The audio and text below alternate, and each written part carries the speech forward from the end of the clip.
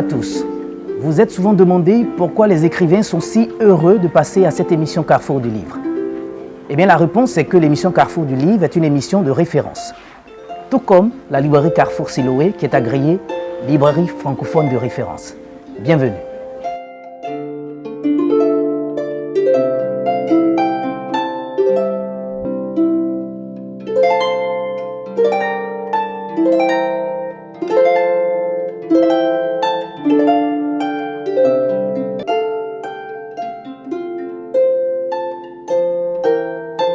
Pour moi, la femme représente une valeur au sens divin du terme, mais également au sens existentiel du terme. Elle est une valeur, donc j'ai senti cette valeur-là dans ma vie personnelle, dans mon expérience personnelle avec ma femme, et c'est cette expérience-là que je voulais effectivement partager, enseigner aux autres hommes et également aux femmes.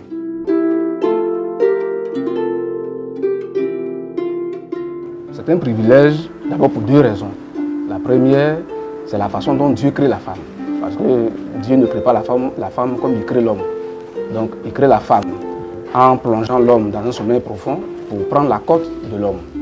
Et donc, bien évidemment, quand il prend la côte de l'homme, l'homme n'était pas mort, son sang coule. C'est quand on est mort que le sang ne coule pas. Donc, le sang de l'homme coule, ça veut donc dire que l'homme verse son sang pour que la femme puisse naître. Or, le sang est l'élément le plus précieux du corps humain. Bien sûr. Quand on n'a plus de sang, c'est qu'on ne vit plus. La vie s'arrête.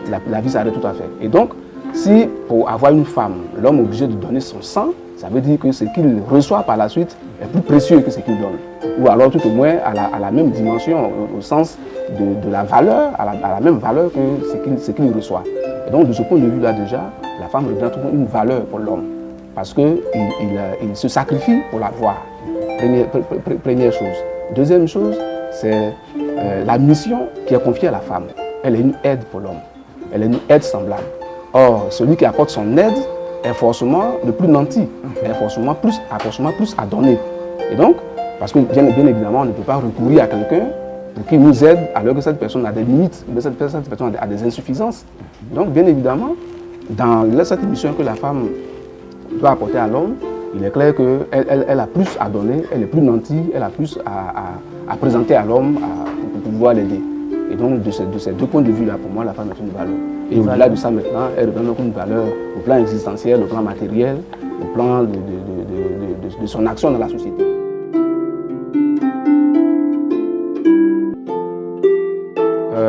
Premièrement, je parle d'abord de la façon dont Dieu crée la femme. Une création purement inattendue. Parce que c'est après que Dieu s'est rendu compte que l'homme était seul qu'il décide de créer la femme. Donc la création de la femme est une création inattendue. On ne s'attendait pas vraiment à ce que Dieu crée une femme à l'homme. Mais c'est parce qu'il s'est rendu compte de la solitude de l'homme.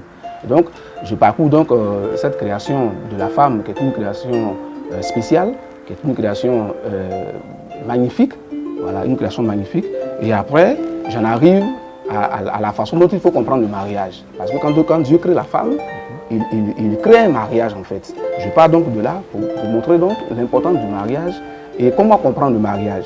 Et par la suite, je présente un peu qu'est-ce que le diable fait, comment il s'organise, comment de tout temps il s'est toujours organisé pour détruire le mariage. Donc pour détruire la société. Parce que quand on détruit le mariage, quand on cherche à détruire le mariage, donc la famille, on cherche à détruire donc la société. Donc le diable, en faisant tout ce qu'il faut pour détruire la famille, donc il cherche à détruire la société. Donc je parle également de là, mais en même temps, je présente aussi la solution de Dieu par rapport à tous ces agissements du diable vis-à-vis de la société, ou bien vis-à-vis de la famille, ou bien de la famille. C'est dans le 4e chapitre que je montre la valeur inestimable de la femme. Je montre comment la femme, aux côtés de l'homme, qu'est-ce qu'elle fait pour l'aider, qu'est-ce qu'elle fait pour le rendre heureux, qu'est-ce qu'elle fait pour lui permettre de bénéficier des bénédictions qui sont en elle, que Dieu a mises en elle et qu'elle met donc au service de son homme, elle met donc au service de son mari. Et par la suite, donc je passe un peu en revue comment des femmes qui étaient certainement d'une condition simple, se sont donc mises au service de leur mari, au service de leurs époux, dans la parole de Dieu, et comment donc cela a donc arrangé d'une façon exponentielle la condition de leurs époux. Et je termine par la façon dont il faut se comporter, donc ce qu'il faut faire pour réussir son mariage. Je parle de mon expérience personnelle, de la femme que Dieu a mise auprès de moi, de la façon dont elle m'a aidé, de la façon dont elle continue de m'aider, de la foi qu'elle met dans l'aide qu'elle m'apporte et de ce que ça m'apporte comme bénédiction. Et vous voyez donc mon parcours, de ce que ça m'apporte comme bénédiction, de professeur de philosophie que j'étais, magistrat. je suis devenu officier de police d'abord, après magistrat, et aujourd'hui je suis à l'international. Vous comprenez donc, je fais donc une mission internationale de l'ONU.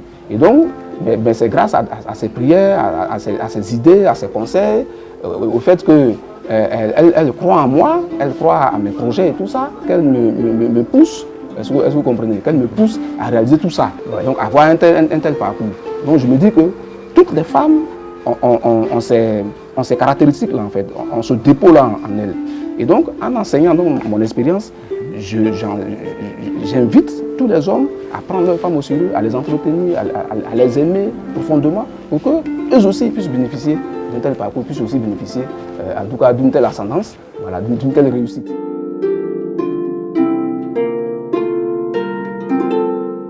Pour moi, tant que l'égalité du genre, enfin l'égalité entre l'homme et la femme, signifie que la femme a les mêmes compétences, elle a les mêmes dispositions d'esprit, elle a la même intelligence que l'homme, ça ne pose aucun problème.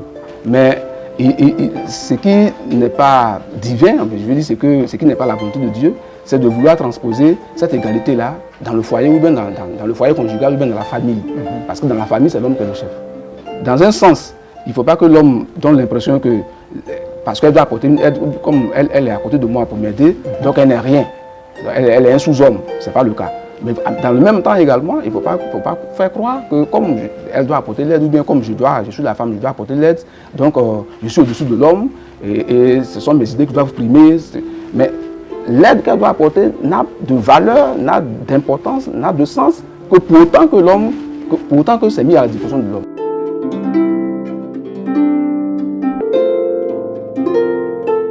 D'abord, il faut partir du fait qu'il n'est pas bon que l'homme soit seul. Voilà, c'est ce que Dieu dit. Il n'est pas bon que l'homme soit seul. Ouais. Et donc, c'est à l'avantage, à l'honneur de l'homme d'avoir auprès de lui une femme.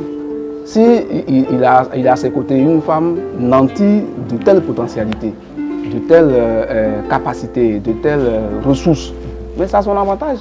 Il n'a pas à en rougir, il n'a pas à être complexé. Non, bien au contraire. Parce que de toute façon, tant que sa femme le considère comme le chef, il n'a pas à être complexé. Et je le dis vers la fin du livre, c'est qu'il faut, le comportement qu'il faut avoir avec sa femme, la communication qu'il faut avoir avec elle, ce qu'il faut partager avec elle.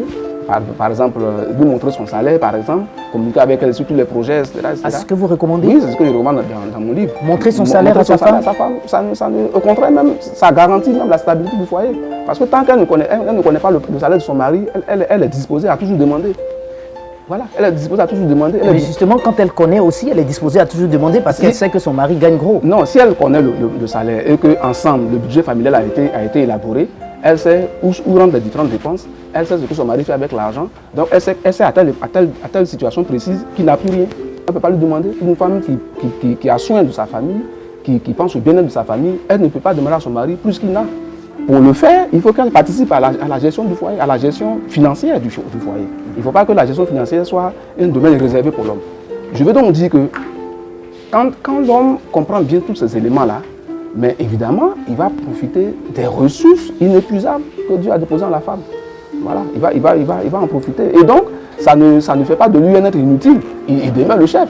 Puisque la femme en même temps est enseignée pour reconnaître la qualité de chef de son mari. Voilà, elle a enseigné à ça. Et donc, elle reconnaît la qualité de chef de son mari, elle donne des idées. Et il prend ces idées pour se réaliser. Les deux en bénéficient, y compris les enfants et toute la famille en bénéficie. Mais c'est à l'honneur de l'homme. Parce que Dieu dit que la femme vertueuse est une couronne pour son mari.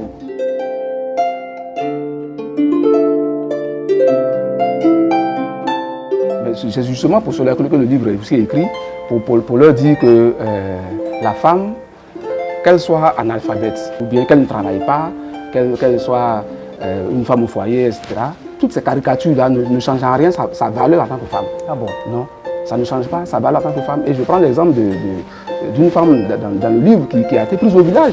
Elle a été prise au village, elle a été épousée et tout ça, et après envoyée en France et tout. Et puis, parce que la femme a tellement une capacité d'adaptation. Elle s'est tellement adaptée qu'elle a réussi à s'intégrer facilement à la vie française, à la vie parisienne. Et son homme n'a pas pu. Il n'a pas pu s'intégrer vitalement et il s'est fait, d'abord, il a perdu son emploi, après il s'est fait rapatrier et tout.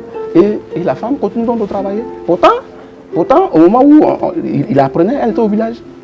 Elle ne savait ni lire ni écrire. Il était déjà à Abidjan, quand il apprenait au village. La femme s'adapte rapidement. Elle s'adapte facilement.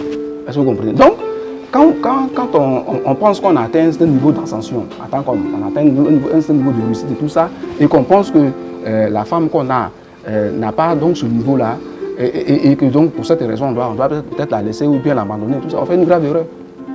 On fait une très grave erreur. Si on estime que, parce qu'on atteint un certain niveau, on a besoin d'une femme qui doit correspondre à ce niveau-là, mais il faut l'y amener. Voilà, il faut l'y amener, il faut l'aider à être à ce niveau-là et non pas l'abandonner. Parce que si on l'abandonne, celle qu'on va prendre après est une femme qui n'est pas différente de celle qu'on a laissée. Et je donne également ce genre d'exemple là-dedans. Voilà, pour des gens par exemple qui prennent une femme parce qu'elle ne travaille pas, ils prennent une femme qui travaille. En espérant qu'en prenant une femme qui travaille, ils seront plus aidés dans leur ménage, mais ils seront plus aidés dans la gestion financière. Mais c'est une erreur. Parce que rien ne prouve que parce qu'elle travaille, donc elle va plus vous aider. Non. Parce que si elle travaille, elle va peut-être avoir l'idée d'aider ses parents. Vous comprenez? Donc il y a tout ça en fait. Donc, le plus important pour l'homme, c'est de compter avec celle qui est là déjà, de l'aimer, de l'entretenir, de lui montrer la valeur qu'elle représente pour lui. Et puis s'il a envie que, si lui ça lui plaît, ça lui fait plaisir de savoir qu'il faut qu'elle atteigne lui son niveau, mais il l'aide à avoir son niveau. Donc c'est toujours une mauvaise option que les gens prennent et ça leur cause toutes sortes de torts dans la vie et tout ça, mais ils ne s'en rendent pas compte, mais c'est toujours une mauvaise option. De vouloir prendre une fille, une femme qui correspond à mon niveau parce qu'on a reçu aujourd'hui, on laisse celle qui a commencé avec nous depuis le début. C'est une mauvaise option.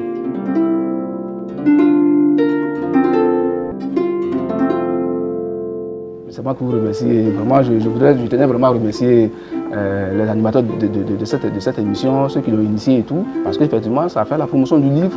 Et pour nous autres qui commençons dans ce milieu des écrivains-là, ça nous permet également de nous faire connaître, de partager également notre expérience et puis d'enseigner aux autres nos idées, en tout cas nos pensées pour la postérité. Donc vraiment, je vous remercie.